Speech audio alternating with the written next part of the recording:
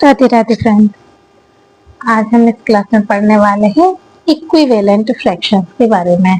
Equivalent fraction क्या होते हैं इसकी स्टडी हम करेंगे। तो सबसे पहले हम पढ़ते हैं कि इसका डेफिनेशन क्या है। तो है टू और more fractions representing the some same part of a whole are called equivalent fraction. यानी कि दो या दो से ज्यादा, टू और मोर, दो या दो से ज्यादा ऐसे फ्रैक्शन जो कि same part of a whole को बताते हैं, वही क्या कहलाते हैं, इक्विवेलेंट फ्रैक्शन होते हैं। अब इसको हम कैसे समझ सकते हैं?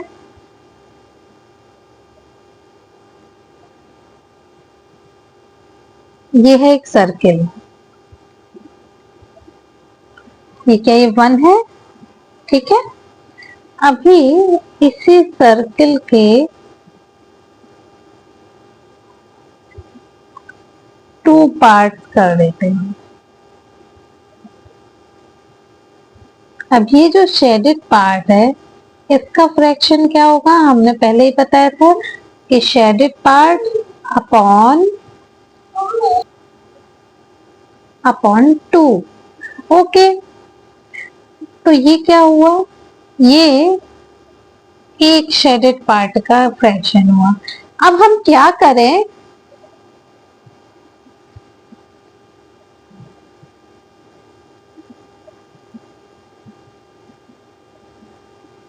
ये तो हाफ था, ठीक है। अब हम शेडेड पार्ट, अब हम क्या करें, इसके 4 पार्ट कर दें। लेकिन ये हमने शेड तो हाफ ही किया है ना, क्या हो गया, 2/4 हुआ, ठीक है। और देख लेते हैं,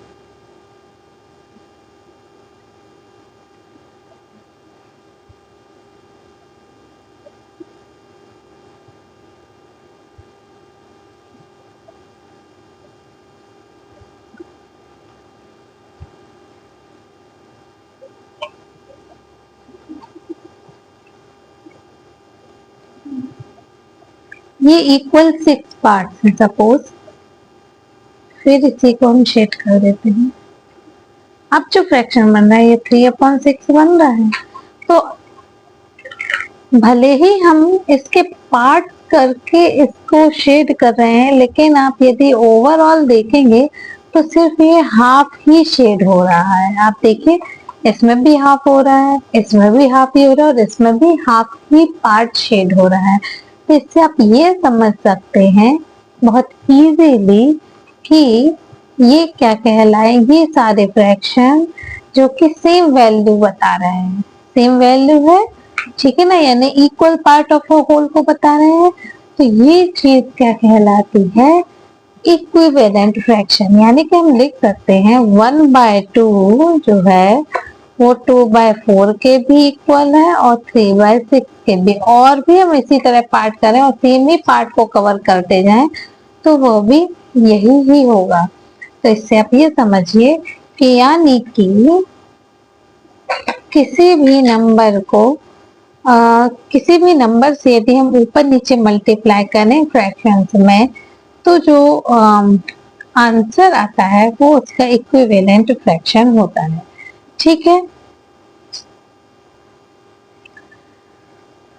अब हम पढ़ते हैं रूल्स के बारे में कि इसको यदि हमें किसी भी फ्रैक्शन के इक्विवेलेंट फ्रैक्शन को जानना है तो क्या करना होगा। तो इसका रूल है, to get a fraction equivalent to a given fraction, we multiply or divide the numerator and the denominator of the given fraction by the same non-zero number।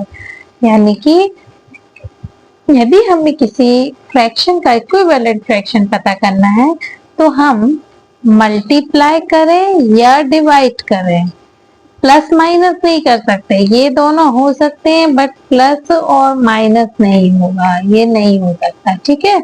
तो हम मल्टीप्लाई या डिवाइड करें किसी भी नॉन जीरो नंबर से, numerator और denominator दोनों को, यानी कि नंबर सेम होना चाहिए, नंबर हम अलग अलग नहीं रख सकते।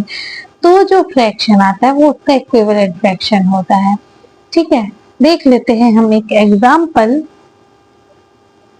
जैसे